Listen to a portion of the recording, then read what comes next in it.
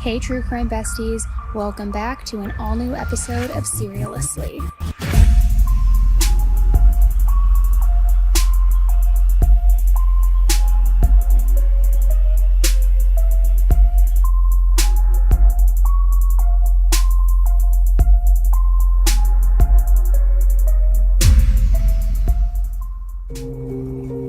Happy October, listeners!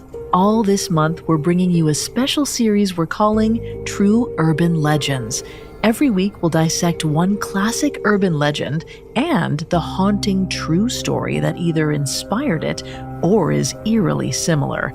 As an added surprise, each new episode will be presented by a different host, including one with yours truly. All of us had a hand in choosing the urban legends we found the most compelling. But you'll have to tune in each week to find out which tales we chose and the true stories behind every legend. Due to the nature of this story, listener discretion is advised. This episode includes discussions of murder, violence, sexual assault, harm against minors, suicide, and addiction. To get help on mental health and sexual violence, visit spotify.com/resources.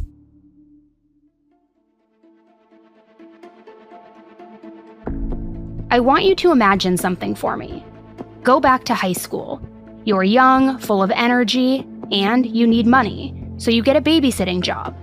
It seems like a sweet gig since the kids are already in bed, and we all know that's the hardest part of babysitting, usually. Not tonight. When the house's landline rings, you jump. You take a deep breath. After all, who doesn't get anxious talking to strangers on the phone? Steadied, you answer the call. Through the receiver, a creepy male voice tells you to check the children. What do you mean? Why check them? Who are you?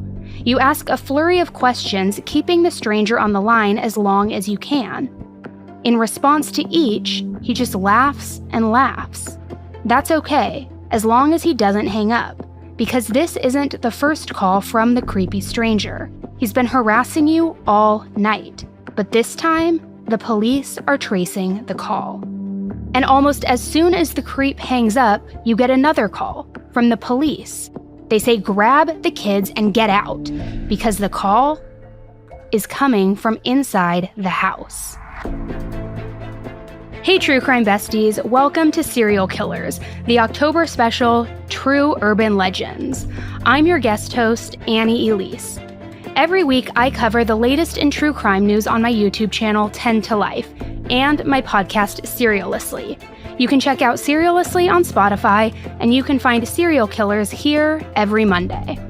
Today I'm taking over the Serial Killers feed with an all-new episode about an urban legend and the true crime case that is way too close for comfort. It's the story of the babysitter and the man upstairs, and the real case of Karen Slattery, a babysitter who came face to face with a terrifying home invasion.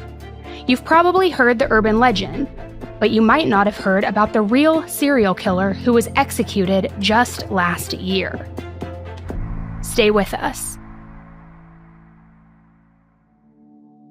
Most of us have either been a babysitter, a kid being babysat, a parent, or all three at different times. So today's urban legend is pretty relatable. I'll retell it as a refresher for anyone who hasn't heard it since middle school. Or maybe you haven't heard it at all. The legend begins in your typical American suburbs. Our babysitter, let's call her Julie, is a friend of a friend. Julie wants a landline extension for her bedroom. This is before cell phones. She's been begging for months. Her parents agree she's finally mature enough for her own phone extension, but they tell her that she has to earn the money to pay for it. Since she's only 13, Julie's options are pretty limited: mowing lawns, walking dogs, and babysitting. Julie picks babysitting. Before she knows it, she's in her first client's house, the Coopers. Mr. and Mrs. Cooper rush out the door before Julie can get her bearings. She's not even sure where the kids are. Now, you know how everyone has one of those rich neighborhoods with giant houses in their town? That's where this is. This home sits on 5 acres. The neighbors are a distant speck through the triple-paned windows. The kids could be anywhere. So Julie tiptoes upstairs, carefully cracking doors to reveal a home gym, a movie room, an office, and a little boy's room, with one of the kids sound asleep in a race car bed. She watches his chest slowly rise and fall under the blankets. Then she hears a rasping, rattling noise. Julie hesitates. She hears the noise again. It's a pattern. She cautiously cracks another door, revealing a little girl's room and a snoring ballerina princess. Julie closes the door, twisting the knob so it won't click. With the kids asleep, the job should be easy. TV all night. And this family definitely has cable. Julie's figuring out their 5 different remote controls when the phone rings. Probably Mr. and Mrs. Cooper calling. Great, she can ask how to work the TV. But when Julie answers, she hears an unfamiliar voice. Have you checked the children? Then the caller hangs up. Julie rolls her eyes. What a weird prank call. She returns to the remotes and figures it out herself. A blissful hour of cable television later, the phone rings again. Have you checked the children? The laugh makes the hair on the back of Julie's neck stand up. The caller sounds older than the typical teen prank caller. But then again, it's Friday night. People are bored. Not everyone has cable. She sighs, helps herself to a soda, and flops back on the couch. She sips slowly, trying to ground herself. Maybe she should check on the kids. But what if she accidentally wakes them? Before she can decide, she hears the phone again. Julie sighs and answers. You aren't watching the children, are you? You left them so alone in their rooms, sleeping, vulnerable. What if I hurt them? Julie drops the phone in shock and then scrambles to pick it up. She hears an echoing laugh as she brings the phone back to her ear. But before she can yell, "Stop calling!" she hears the dial tone. Julie's stomach flutters with nerves, or maybe that's the soda. Either way, she checks the doors, which are locked. All the downstairs windows are shut too. Julie picks up the receiver and dials 911. She tells the operator she's a babysitter, alone with 2 kids, and she's being harassed. Aren't threatening phone calls against some kind of stalking law? The operator offers to trace the next incoming call. Once they know who's threatening her, Julie can decide if she wants to press charges for stalking. Julie says okay. The operator instructs her to keep the caller on the line as long as she can. It can take at least 45 seconds to trace the call, sometimes longer. After she hangs up, Julie waits by the phone. 3 agonizing minutes. 4. 5. 6. Julie scrambles to answer the ringing phone and say hello. Hello, little girl. Julie cringes, but remembers her job. Keep the stranger on the line. She stares at her watch. 5 seconds down. She asks what he wants. He only laughs in reply, but that keeps him on the line. 15 seconds down. She asks more questions. Who is he? 23 seconds. Where is he? 32 seconds. What does he want? 41 seconds. The stranger laughs and says, Are you looking for me? He hangs up. 57 seconds. Julie can barely breathe a sigh of relief when the phone rings again. She wants to cheer, I did it. But the operator's voice holds fresh panic. The operator tells Julie to grab the children and get out. They traced the call. It's coming from inside the house. The caller has been using one of the extensions. Julie and the kids are in danger. Julie races upstairs, her eyes double-checking every shadow. She reaches the girls' room, panting. It's quiet. She didn't realize it till now, but at some point, the little girl's snoring stopped. Julie opens the door to the worst-case scenario. The kids are dead. It's too late. That's the story of The Babysitter and the Man Upstairs, or our version of it. Each retelling is a little different, because urban legends usually spread by word of mouth. They're always about someone's brother's cousin's roommate, a person you kind of know about but don't really know. Each teller embellishes their own spooky details. This particular urban legend has been floating around since at least the 1960s, maybe longer. It's hard to track because, again, word of mouth. It's spread for a couple reasons. First, it taps into a parent's biggest fear, something bad happening to your kids. I don't know about other parents out there, but I think about this more than I would like to, and I think that we all have that anxiety about leaving your kids with somebody else. As someone in true crime, or for you who listen to true crime, it's almost worse, because now we're all hyper aware of all the bad people out there and all the awful things that can and do happen in real life. You know the worst case scenarios, and all you want to do is protect your babies. That's another major part of this legend. Can you trust a babysitter to make the same choices that you would if something went wrong? Especially when young people are glued to their phones, whether it's a landline in the 1980s or social media now.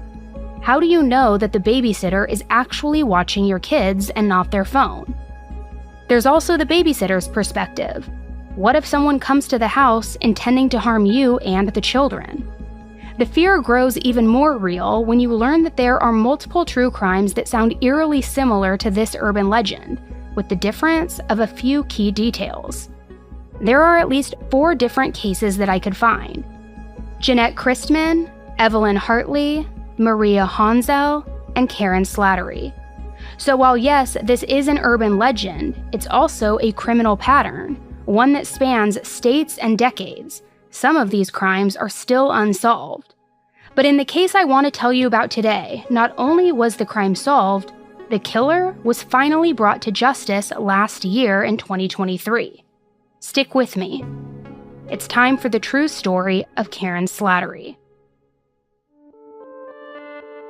Our true crime story starts back in the 80s, but it doesn't finish until 2023. So even though it might seem like it's from a long time ago, it's still relevant today. The case begins like the urban legend, this time with a teenage babysitter who is 14-year-old Karen Slattery. Karen's outgoing and athletic. Not only is she a popular local babysitter, she's also on her school diving team, and she's skilled enough that she qualified to try out for Team USA. It's impressive, but she's still a teenage girl. So Karen loves sleepovers, shopping, and this week, chewing gum. Karen just got her braces off, so now getting to chew gum again is a huge deal. Karen lives with her parents and siblings in Delray Beach, Florida. The neighborhood's safe, sleepy, and wealthy. Karen attends Pope John Paul II High School in the next town over in Boca Raton. So that's Karen. Let's go to the day of the crime, March 24th, 1984. For Karen, the day starts out great. It's Saturday, so Karen's mom takes her and her little sister Debbie out shopping. Their family has a tradition where they all get new outfits for Easter Sunday, and Karen and Debbie have such a good time trying on different hats and dresses. That night, Karen goes to a babysitting job, watching the Helms family's 2 daughters while the mom and dad go out.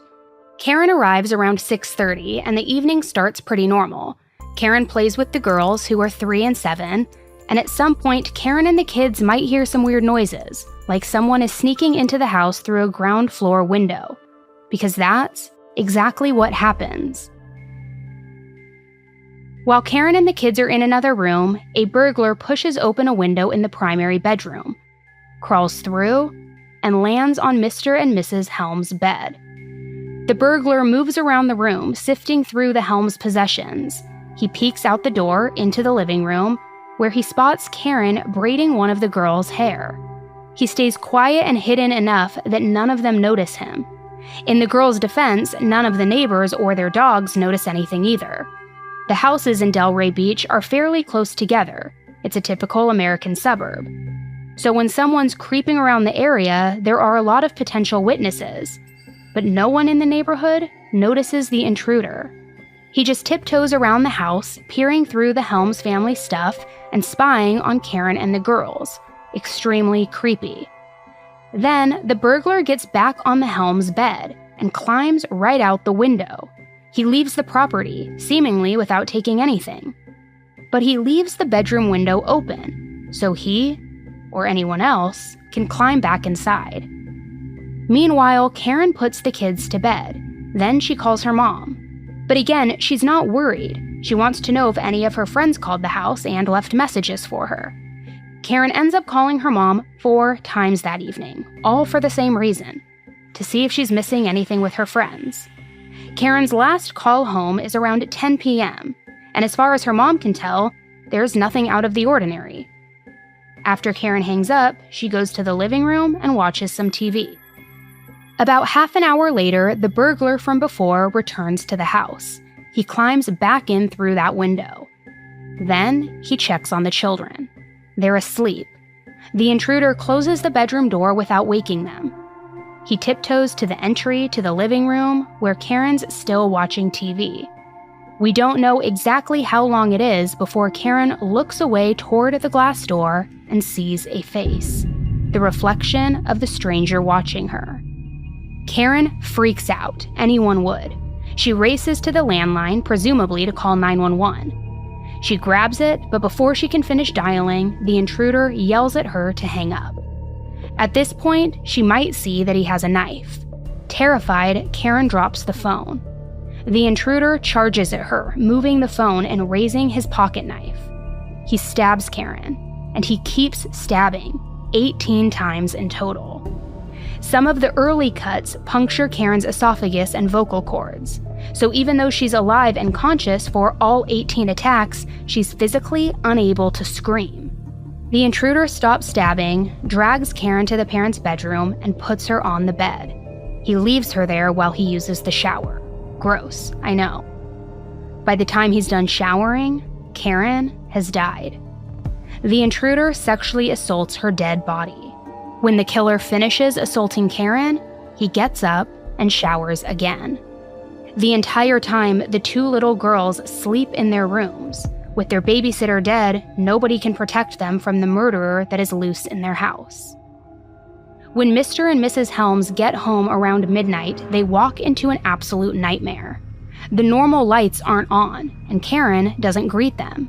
They see that the phone's been moved, and there's also a trail of blood leading to their room. They follow the trail into their room, and they find Karen. You can only imagine their horror. Who did this to her? Where are their kids? Are they okay? Is Karen's killer still in the house? Right away, they call the police. By 12:15 a.m., the authorities are at the Helms house. Meanwhile, Mr. Helms checks his daughter's bedrooms, and thankfully, each child is asleep in her bed, completely unharmed, blissfully oblivious to the horror that occurred in their home that night. The good news is the killer wasn't in their rooms hurting them. The bad news is he is on the run. Police begin their investigation, and they're baffled. It doesn't seem like robbery was a motive, especially when they consider how Karen was left, undressed, her face covered with a towel. It's obvious that she's been sexually assaulted. Police find semen. They also find a man's bloody footprint inside the house. However, this is the 1980s, so neither clue is a surefire connection to a suspect. Karen's murder feels completely random, and the investigation is at a dead end. But given the brutality of the crime, the police decide to ask the public for help. Perhaps someone saw something. No one comes forward immediately, but the community bands together to raise funds for a reward, hoping that it will finally draw out information. As police search South Florida, it comes to light that Karen wasn't the only babysitter mysteriously murdered on the job. This type of crime happened back in 1950, 1953, and 1977. In each case, someone broke into a home, killed a babysitter, and left the kids alive. The murders from 1950 and 1953 are still unsolved, which doesn't bode well for the investigators in Karen's case. Once the news is out, it sparks a new fear among babysitters. That could happen to me. For weeks, all the teenagers in Delray are too afraid to babysit. Understandable. I'd also say thanks but no thanks in this kind of situation, and I don't think that I would be comfortable hiring a babysitter after news like this either. Everyone's terrified of a repeat offender. And that's exactly what happens. Before they can catch him, he kills again. In the spring of 1984, Georgiana Warden lives just a few minutes away from Karen Slattery's high school in Boca Raton. Georgiana's a 38-year-old single mom, and her daughters are her life. She works 2 jobs to support them. She's an administrative assistant at an architecture firm, and she teaches classes at a nearby college. People say Georgiana has a huge smile and an upbeat attitude on life. Not only is she a dedicated mom, she's close with her nephew too. Georgiana often hosts out-of-state relatives and takes them to the beach and Disney World. On this particular Memorial Day weekend in 1984, she actually has some family in town, though they aren't staying at her house. So on the night of May 28th, she's able to relax in bed and read her library book. Eventually, her 2 young daughters come into her room to say goodnight, and by 11:30 or so, everyone's asleep. That's when a man breaks into the kitchen window. He creeps through the house, digging through the warden's stuff, and at some point he finds a hammer. He carries it with him.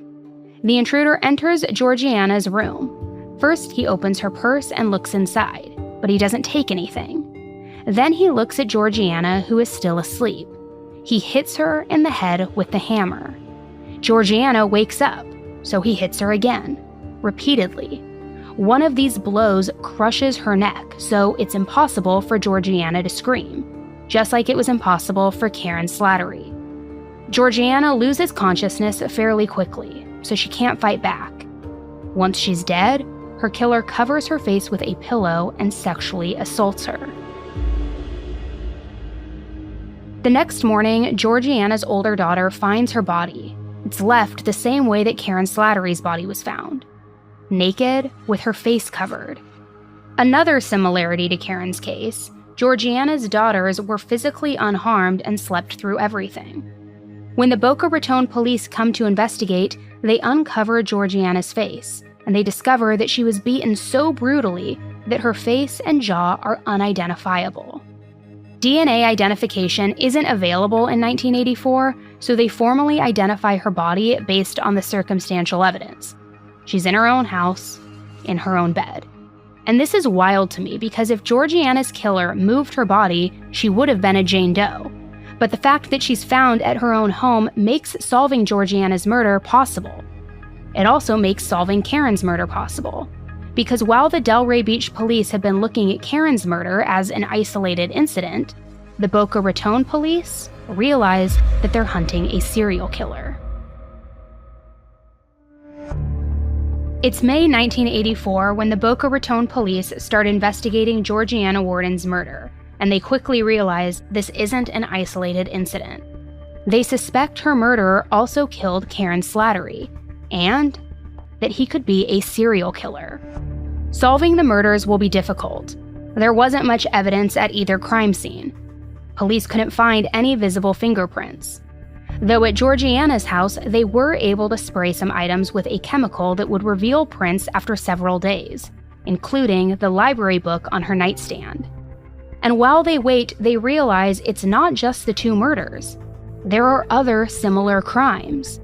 I want to shout out the South Florida Sun-Sentinel here. It's a local paper that reported these crimes as they happened, and a great source for this story.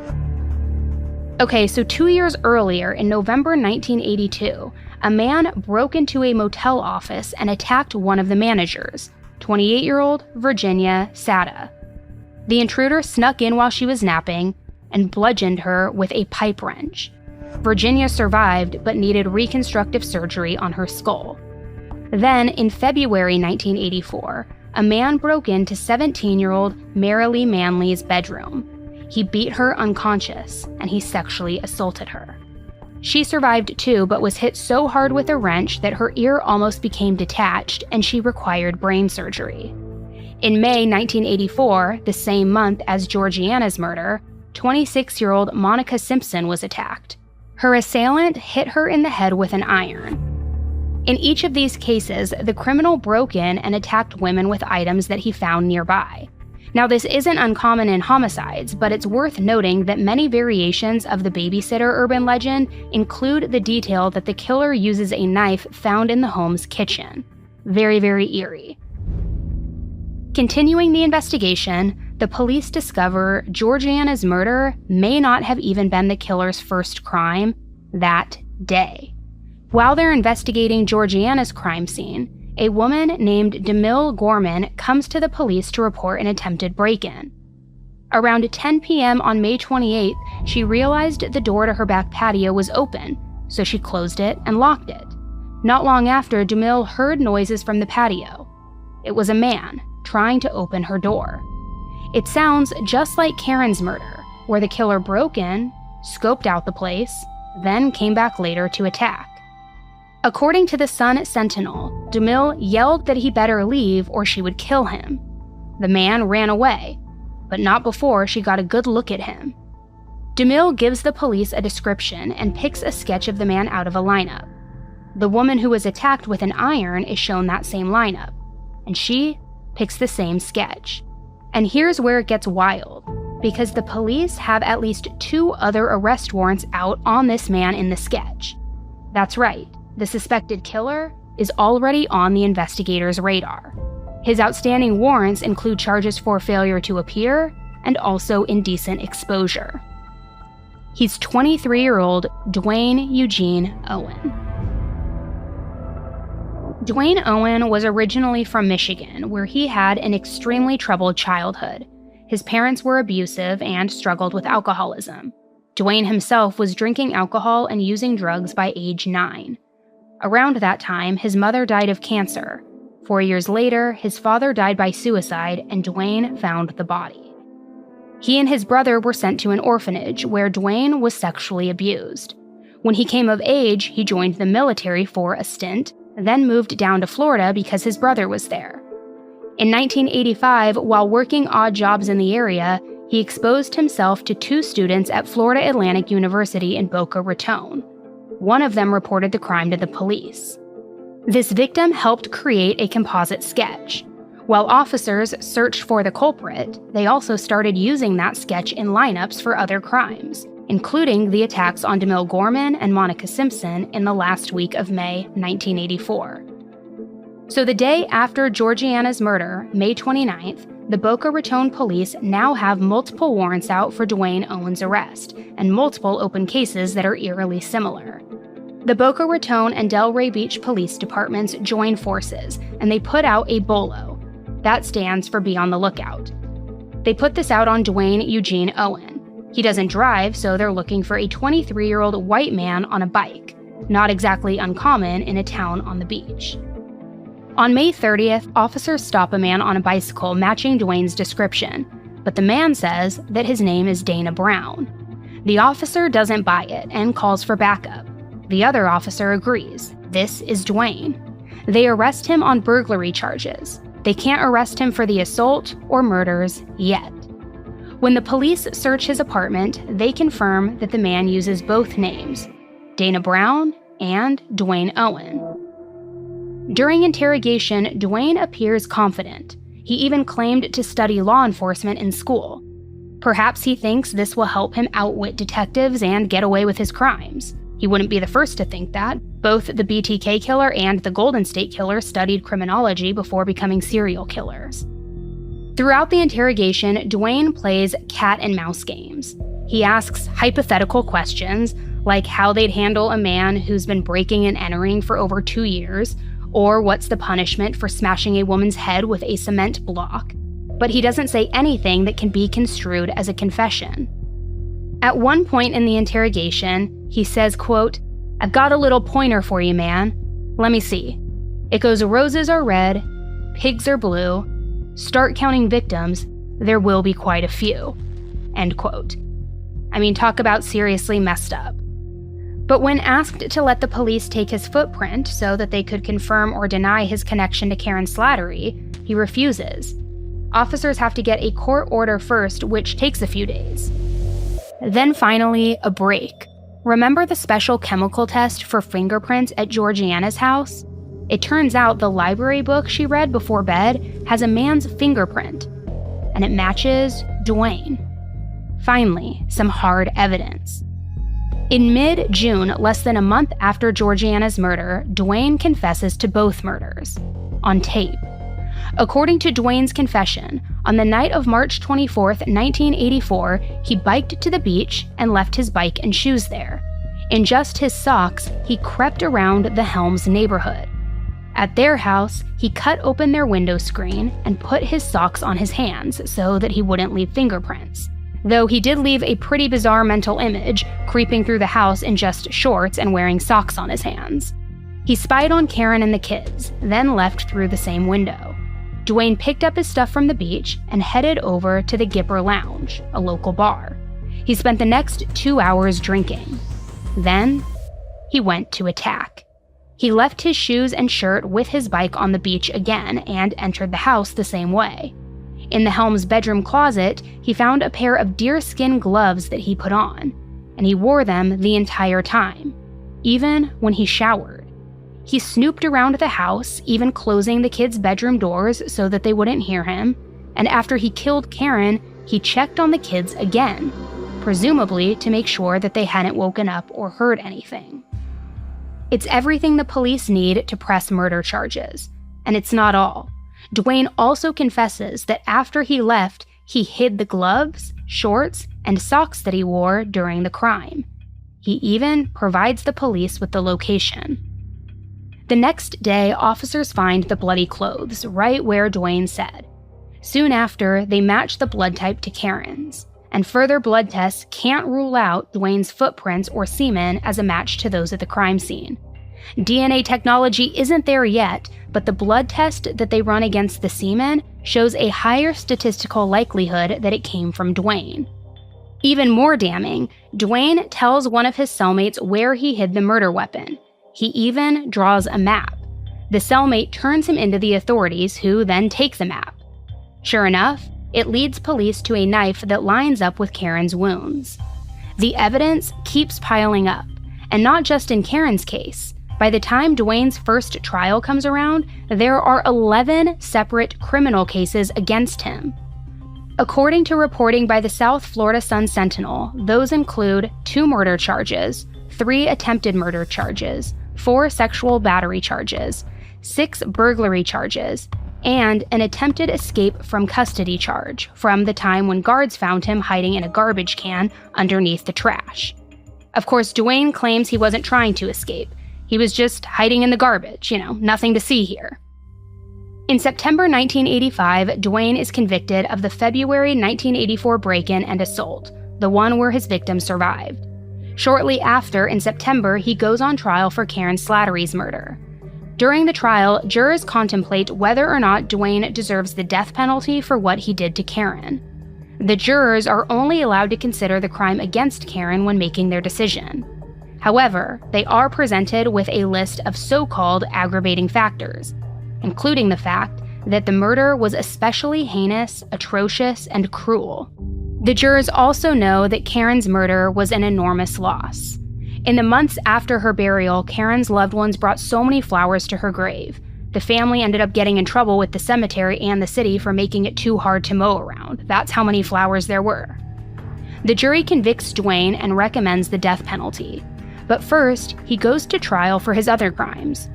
All in all, he receives 6 life sentences and 2 death sentences. But here's why the case is still so relevant today. Despite having 2 death sentences, Dwayne doesn't get put to death when his trials are done in the late 1980s. While on death row, he lawyers up and starts using every possible loophole to try to stay his execution. Mostly, he claimed police didn't follow the proper legal procedures. He also attempted multiple insanity defenses. But the big thing here is that Dwayne never once says he's innocent. No one is doubting or questioning what he did to Karen, Georgiana, and his other victims, so the families are just stuck waiting. For decades. Both of Karen's parents pass away before they can see their daughter's killer brought to justice. As Dwayne's appeals drag on, 3 psychiatrists evaluate him, and while they all agree that Dwayne had a traumatic life, they find that he knew full well what he was doing to his victims. The court finds him sane and mentally competent enough to be executed. Still, Dwayne and his legal team appeal his sentence for 37 years. But in 2023, Governor Ron DeSantis finally signs the paperwork for Dwayne's execution. When asked about the news, Karen's little sister Debbie Johnson says, quote, "He looked into my sister's eyes when she died, and I will look into his eyes when he dies." On June 15, 2023, Dwayne Eugene Owen is put to death. He keeps his eyes closed, denying Debbie's one request. Afterward, Debbie says, quote, "He died with dignity, and unfortunately, his victims did not." And some of those victims may still be unknown. Retired Police Sergeant McCoy, who worked on the case in the 80s, believes that Dwayne may be responsible for other unsolved homicides. He also may be linked to multiple murders around the greater Denver, Colorado area too. So that's the end of Dwayne Owen, but I want to also take a second to talk about Karen Slattery's legacy. Though she died tragically and so young, her life left some lasting impacts. I mentioned the reward fund that the community raised to help find Karen's killer. It wound up being around $50,000. That's in 1980s money, so even more today. But since the police solved the crime, the money went to fund an early childhood education program at Florida Atlantic University in Karen's name. Karen's love of kids impacted more children and teachers than she probably ever imagined. Similarly, Karen's friends planted a tree to remember her, which still stands in front of their high school as of 2023. And then there's Karen's influence on her little sister Debbie. Debbie watched police solve Karen's murder firsthand, and she was inspired by the work that they did. Some of the officers became mentors to her, and she went on to become a deputy sheriff herself. She's dedicated her life to solving crimes and helping families just like hers. And we need people like Debbie. In the age of cell phones, caller ID, and home security systems, babysitters are technically safer than ever. But when it comes to our kids, we still have to watch out, not just if you have young kids, but if you have older kids who get babysitting jobs. Remember, this kind of crime is a pattern going back to the 1950s. It evolves with technology. Today, home invasion murders still happen. And if you get a creepy call, like in the urban legend, or even a call where something just doesn't feel right, don't wait for them to call back. It's okay to ask for help. Because with technology like voice changers and AI deepfake photos and videos, you never know who's watching you or who's on the other end of the phone.